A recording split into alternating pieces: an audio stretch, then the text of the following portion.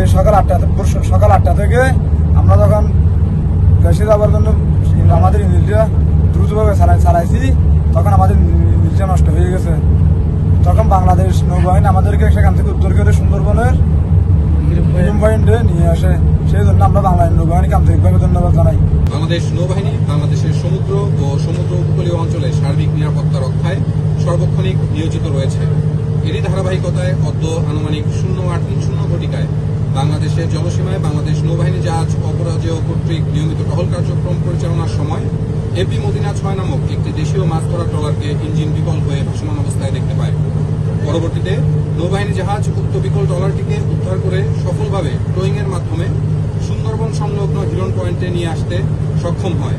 জানা যায়, উক্ত ট্রলারটি ইঞ্জিন বিকল হয়ে 3 ঘণ্টা যাবৎ ভাসমান অবস্থায় ছিল।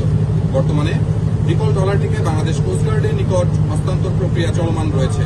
বাংলাদেশের সমুদ্র সীমার মৎস্য সম্পদ ও সকল ধরনের মাছ ধরার ট্রলার এবং বোটের নিরাপত্তা রক্ষায় বাংলাদেশ নৌবাহিনী সর্বদা সজাগ দৃষ্টি বজায় রেখেছে।